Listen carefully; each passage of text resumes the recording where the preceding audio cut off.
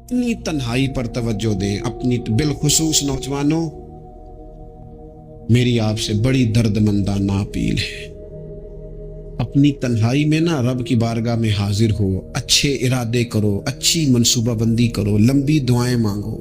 اکیلے جب ہو تو پھر نا وضو کر کے رسول پاک کی بارگاہ میں درود و سلام پڑھو. دلوں کو قوت ملے گی، حافظے مضبوط ہوں گے، تمہارے چہروں پر روشنی آئے گی. اپنی زندگی میں کوشش کریں کہ ایسے اعمال کیے جائیں، ایسے کاموں کو کیا جائے جن سے نا وہ قبول کر لے. کچھ چیزیں وہ قبول کر لیتا ہے. اچھی نیت میں لپیٹ کر عمل کیا جائے تو قبول ہے، اور عمل کر کے نا پھر اس سے ڈرا جائے تو پھر قبول ہے. پھر خوف کیا جائے کہ چونکہ بارگاہ بڑی ہے تو پھر قبول ہے. حضرت سعدی رحمت اللہ نے لکھا ہے کہ ایک درویش کہتا ہے کہ میں نے دیکھا کہ کعبے کا میں طواف کرنے گیا تو رات کے وقت ایک شخص پتھر پہ سر رکھ کے روتا ہے اور کہتا ہے مالک مہربانی کرنا، میں نے 40 سال تیری ڈیوٹی کی ہے، میری کو 2-4 دن کی قبول کر لینا. میں نے 40 سال تیری نوکری کی، قبول فرما لینا، قیامت میں رسوا نہ کرنا. وہ شخص کہتے، بزرگ کہتے، میں سمجھا کو بڑا گناہگار ہے تو میں جا کے اسے تسلی دیتا ہوں. میں کہتا ہوں کوئی نہیں فکر نہ کر، اللہ بڑا کریم ہے، کوئی بڑا گناہگار ہے، رو رہا ہے. کہتے ہیں جب میں قریب گیا اور میرے قدموں کی آہٹ اس بزرگ کے کانوں تک گئی اور انہوں نے سر اٹھایا تو میں تو تڑپ گیا. یہ تو بغداد کے پیر غوث اعظم جیلانی ہے. اب دیکھو نا، راتی ساری کر زاری نیند اکھاں دی توندے تے فجرے اوہی گناہگار کہاون سب تو نیویں ہوندے. کہ میں نے 40 سال کی ہے تیری ڈیوٹی، تیرے دین کی نوکری کو 2-4 دن کی، چل زیادہ نہیں، تو اسے قبول کر لینا تاکہ بات بن جائے. قبولیت کا خوف، قبولیت ہو جائے تو اچھی نیتیں، اچھے ارادوں کے ساتھ نیک اعمال، اور کچھ چیزوں سے بچا جائے تاکہ نیکیاں ضائع نہ ہو جائیں، بچا جائے. ایک تو اگر زبان بے قابو ہو نا، لفظ اگر آوارہ ہو، جملے اپنی مرضی کے نکلیں تو پھر نیکیاں ضائع ہو جاتی. اگر بہت بولنے کی عادت ہو اور جو مرضی کہہ دینے کی عادت ہو اور اپنے غصے پر کنٹرول کا مزاج نہ ہو تو پھر نیکیاں برباد ہو جاتی. کچھ لوگ ایسے ہوتے ہیں جو بڑے بہترین کام والے ہوتے ہیں لیکن ان کی زبان سے ڈر آتا ہے، ان کے جملوں سے خوف آتا ہے، ان سے محبت کا رشتہ ہوتا ہے، تعلق ہوتا ہے، لیکن ان کے ساتھ گزارا نہیں ہوتا، اس لیے کہ وہ نیک بھی ہیں، نمازی بھی ہیں، حاجی بھی ہیں، پرہیزگار بھی ہیں، لیکن زبان سے تیر برساتے ہیں. ان کے جملے نہیں ہوتے، ان کے نشتر ہوتے ہیں جو دلوں کو گھائل کرتے. ایسا آدمی اپنی نیکیاں ضائع کر بیٹھتا ہے. بڑے بڑے جملے بولنا مسلم شریف میں موجود ہے. نبی اکرم صلی اللہ تعالی علیہ وسلم نے فرمایا، ایک شخص نے قسم اٹھا کے کہا تھا اللہ فلانے کو معاف نہیں کرے گا، تو فرماتے ہیں رب کریم نے فرمایا یہ کون ہے جو میرے اوپر قسمیں اٹھاتا ہے، اسے جا کے کہہ دو. وہ بظاہر جسے گناہگار سمجھ کے تو نے کہا تھا نا اللہ اسے معاف نہیں کرے گا، جا اسے کہہ دو میں نے اسے معاف کر دیا. اور یہ جو تو حاجی نمازی نیک پرہیزگار بنا پھرتا تھا اور قسمیں اٹھاتا تھا رب فلانے کو معاف نہیں کرے گا، اسے کہو تیرے سارے عمل برباد کر دیے، نئے سرے سے عمل کرنا شروع کر، تیری ساری پچھلی نیکیاں ضائع کر دی. تو کون ہوتا ہے قسمیں اٹھا کے کہنے والا، زبان کو کنٹرول نہ رکھنے والا میرے بندوں کے بارے میں؟ اور ٹھیک ہے آپ داڑھی والے ہیں، ٹھیک ہے آپ پگڑی والے ہیں، ٹھیک ہے آپ مسواک کرتے ہیں، ٹھیک ہے آپ نماز پڑھتے ہیں، لیکن علم پڑھے دا مان نہ کریے مت آکھی میں پڑھیا، او تے جبار کہار کہاوے متے روڑ دیوی دودھ کڑیا.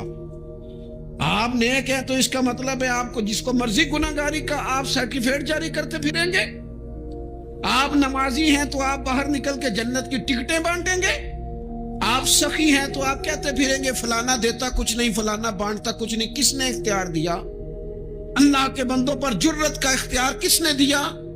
وہ جی فلانا اگر بخشا گیا تو میں بھی بخشا جاؤں گا، یہ بات کرنے کی اجازت کس نے دی؟ فلاں قوم اگر جنت میں چلی گئی تو پھر ہم نہیں روکے جائیں گے؟ اتنی بڑی جرت، اتنی بڑی بات! تو کون ہوتا ہے رب کی جنت اور کے بارے میں فیصلے کرنے والا؟ ایک ذات ہے جو کسی کے لیے جنت کا فیصلہ کرتی ہے اور کسی کو دوزخ کی سزا سناتی ہے، وہ مدینے والے رسول کی ذات ہے۔ باقی کسی کو یہ حق حاصل نہیں ہے کہ وہ کسی کے بارے میں یہ فیصلہ کرے کہ اللہ اسے معاف نہیں کرے گا۔ تو کون ہوتا ہے؟ تیری حیثیت کیا ہے؟ وہ پیر ہو، وہ مولوی ہو، وہ مفتی ہو، وہ کوئی بھی ہو، رب سب پر کرم فرمانے والا ہے۔ کسی کو اجازت نہیں کسی کے بارے میں یہ ڈگری جاری کرنے کی، کسی کو اجازت نہیں۔ لہذا یہ کمزور باتیں کرنا، یہ کچی باتیں کرنا اور جناب نیکی کر کے تو پھر بڑے بڑے بول بولنا کس نے اجازت دی؟ میں ممبر پہ بیٹھا ہوں اور مجھے سالوں بیت گئے تبلیغ کا کام کرتے، میں ایسے لوگوں کو جانتا ہوں جن کا بالکل نام نہیں آتا لیکن انہوں نے اپنی زندگی میں کروڑوں روپے راہ خدا میں خرچ کیے، ان کا کہیں ذکر نہیں، کہیں انہوں نے تذکرہ نہیں کیا، لیکن وہ ہر روز رات کو اٹھ کے تہجد پڑھتے ہیں۔ انہوں نے کبھی کسی کو نہیں بتایا، لیکن جب وہ اپنی تسبیح نکالتے ہیں تو انہیں توفیق دیتا ہے کائنات کا مالک کہ پڑھ میرے رسول پہ درود پاک، اور وہ لاکھوں کی تعداد میں پڑھ گزرتے ہیں، انہیں توفیق دی ہے رب نے، لیکن انہیں اپنی زبان سے یہ باتیں کبھی بیان نہیں کی۔ میں جانتا ہوں ایسے لوگوں کو میرے عزیزوں، اپنی زندگی میں بڑا بول نہیں۔ ایک بڑی نیک خاتون ہے، پاک باز ہے، حضور علیہ السلام کی بارگاہ میں حاضر ہیں۔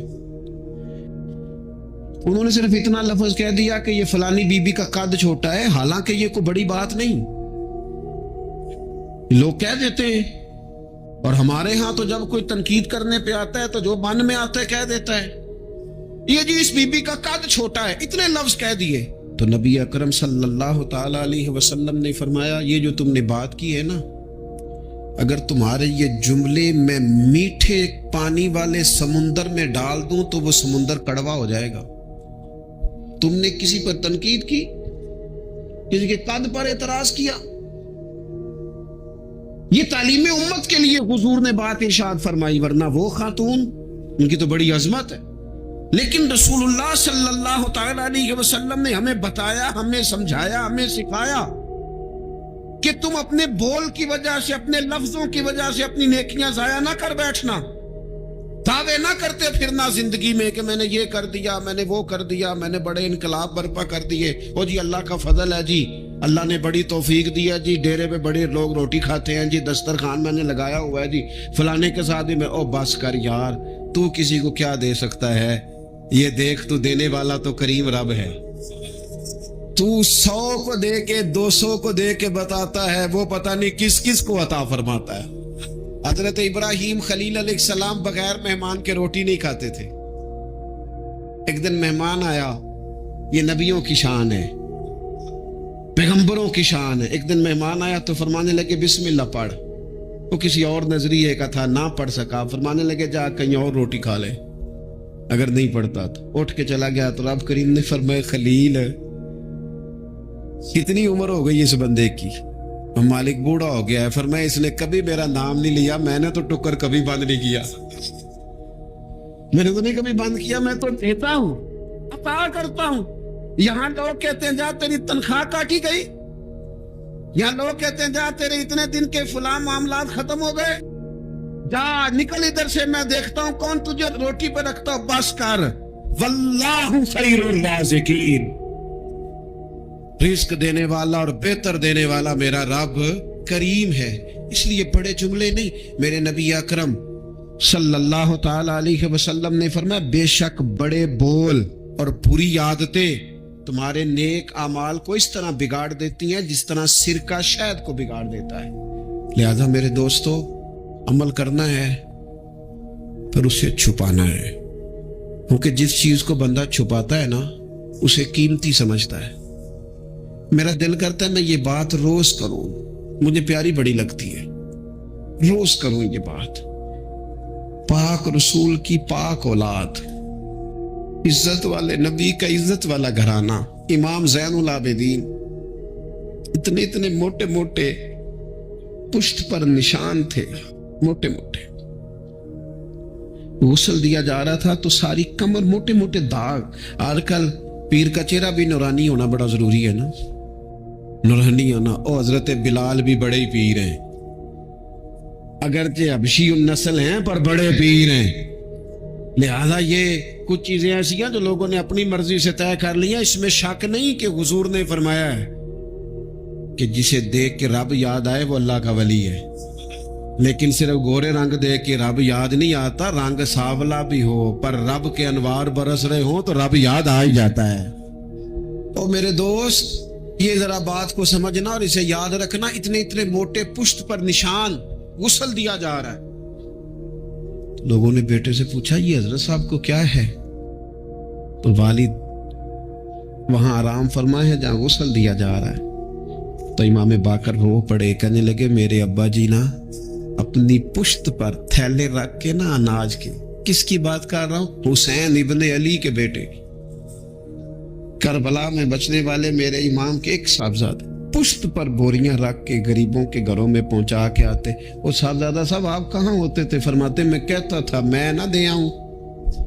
فرماتے تھے نہیں، اگر تو دینے جائے گا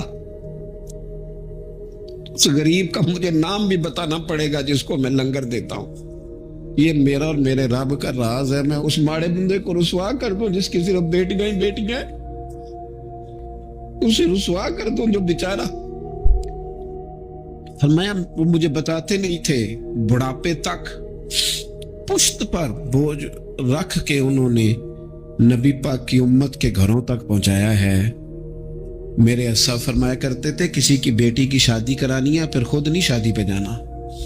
حضور کیوں؟ فرمانے لگے بچی کا باپ تو محسن کے پیچھے ہی بھاگتا رہے گا، خود نہ جانا، بس ٹھیک ہے پیچھے پیچھے رہنا، سامنے نہ آنا، پیچھے۔ میرے دوست کبھی بھی کوئی بڑا بول نہیں، اس سے نیکیاں۔ اور پھر ایک اور بات، دل اگر صاف نہ ہو تو بھی مالک نیکیاں قبول نہیں کرتا۔ پاک ہوئے تے پاک ہی ملدا ہی، تے بنا پاکوں پاک نہیں ملدا۔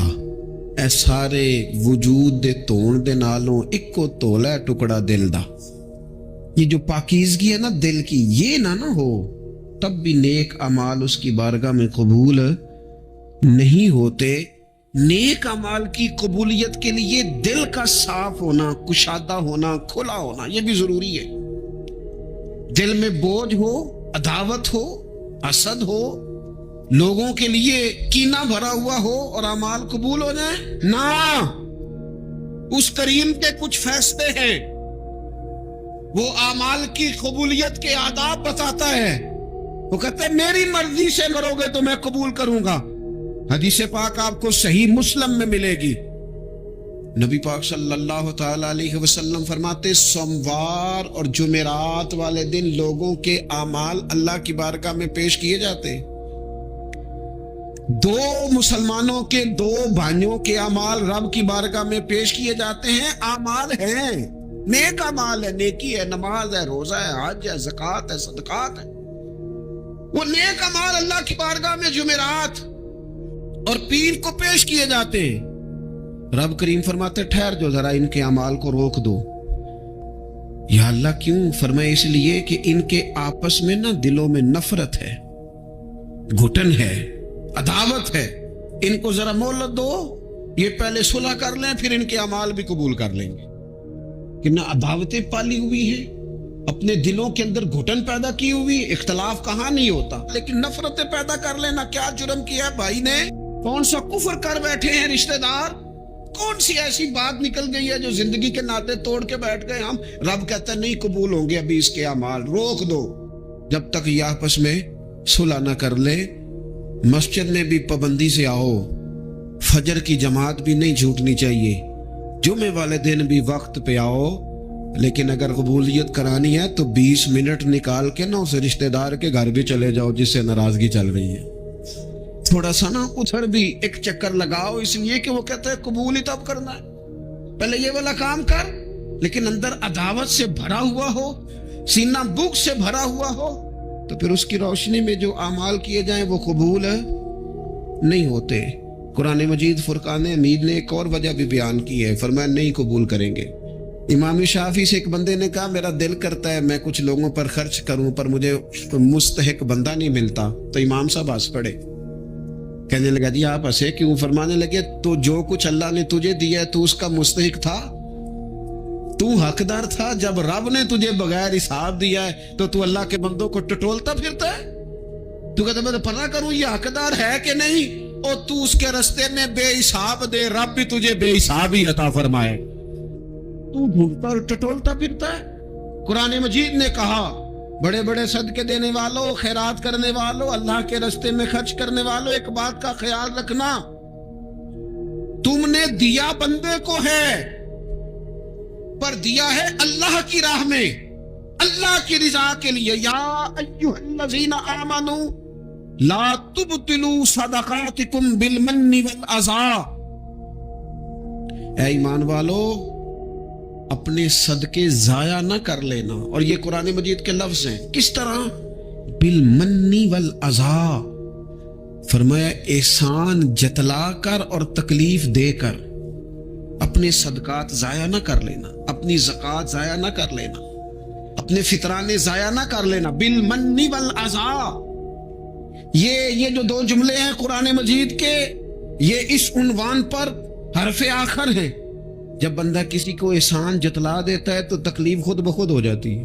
بالمن والعذا، تم نہ احسان جتلا کر والعذا اور تکلیف دے کر اپنے صدقات کو ضائع نہ کر لینا، احسان نہ جتلانا۔ تمہارے صدر الشریعہ بدر طریقہ مولانا امجد علی صاحب اعظمی رحمۃ اللہ لکھا ہے، اگر تمہارے بھائی علیحدہ ہے اور وہ کمزور ہو گیا، اسے زکوٰۃ لگتی ہے، بہن غریب نہیں ہے، ماڑی ہے، اسے زکوٰۃ لگتی ہے۔ ماموں میں، چاچوؤں میں، ادھر ادھر، اگر کوئی غریب ہے قریبیوں میں اور مستحق ہے زکوٰۃ کا، تو فرماتے ہیں اسے بتاؤ نا کہ میں تمہیں زکوٰۃ دے رہا ہوں، اس کے گھر جاؤ، اسے کہنا یہ میری طرف سے بچوں کے کپڑے لے لینا، اسے کہنا یہ پیسے میری طرف سے بچوں کی عیدی ہے، مٹھائی کا کہہ کے دے آؤ، اسے بتانا نہ، کیوں کہ اسے تکلیف ہوگی۔ احسان جتلا کر تکلیف نہ دو، ماڑا تو پہلے بڑی تکلیف، غریبی نے تو بذات خود بڑی آزمائش پیدا کر دی ہے۔ سب روگاں دا روگ محمد جس دا نام غریبی، کنڈ بلا کے لنگ جاندے نے رشتے دار قریبی، یہ تو بذات خود ایک آزمائش ہے۔ مزید تکلیف نہ دو کسی کو، احسان جتلاتے ہو، بتاتے ہو، فوٹو بازی کرتے ہو، دعوے کرتے پھرتے ہو۔ سنیں صحیح مسلم میں حدیث ہے، نبی اکرم صلی اللہ تعالی علیہ وسلم نے اتنا سخت حکم بیان فرمایا، حضور فرمانے لگے اللہ تعالیٰ قیامت کے دن 3 قسم کے لوگ ایسے ہیں، نہ ان سے کلام کرے گا، نہ انہیں پاک فرمائے گا، نہ ان کی طرف نگاہ ہی کرے گا۔ یا رسول اللہ صلی اللہ تعالی وسلم جلدی بتائیے یہ کون ہے؟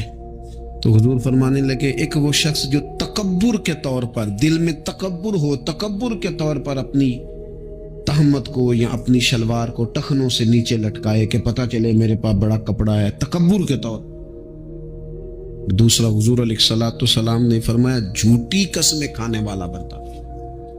تیسرا حضور فرماتے ہیں جو احسان جتلاتا ہے نا، نہ رب کریم اس کی طرف نگاہ کرم کرے گا، نہ اسے پاک کرے گا، نہ قیامت کے دن اس سے کبھی کلام فرمائے گا، ایسے لوگوں کی نیکیاں اللہ قبول نہیں فرماتا۔ اور ایک حدیث پاک اور سنیے، صحیح بخاری میں موجود ہے، اللہ کے پیارے رسول صلی اللہ تعالی علیہ وسلم، یہ اگر ناراض نہ ہو تو نوجوان ذرا غور کریں میری بات پر، میں ظاہر ہے معاشرے کا حصہ ہوں، سوسائٹی میں رہتا ہوں، کچھ چیزوں کو میں قریب سے جانتا ہوں۔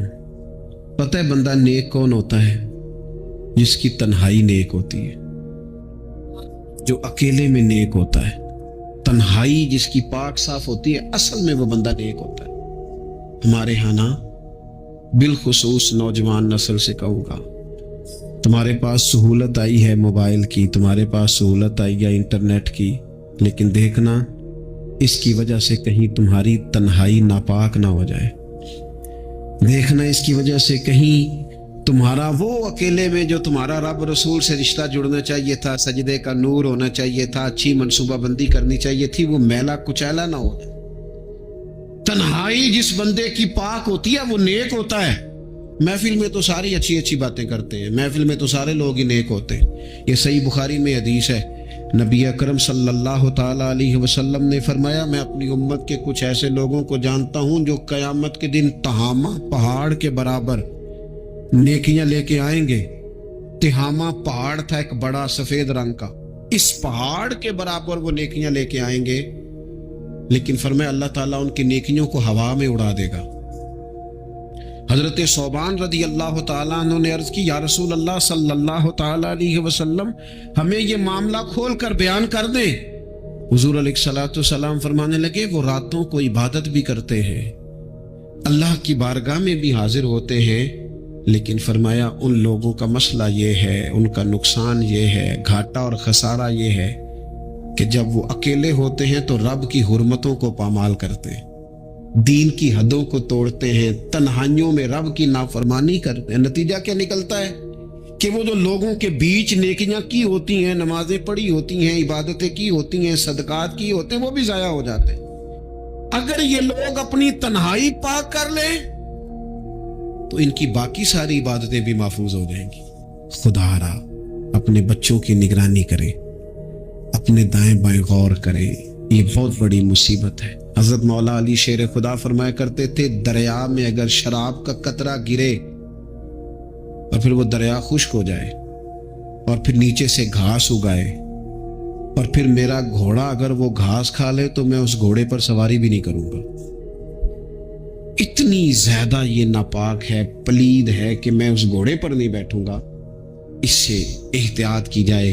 اور پھر میرے نبی اکرم صلی اللہ تعالی علیہ وسلم نے فرمایا، 3 طرح کے لوگ ایسے ہیں کہ ان کی نمازیں ان کے کانوں سے اوپر نہیں جاتی، اللہ تعالیٰ کی بارگاہ تک، عرش تک پہنچنا تو دور کی بات، کانوں سے اوپر نہیں جاتی۔ 3 قسم کے لوگ ہیں۔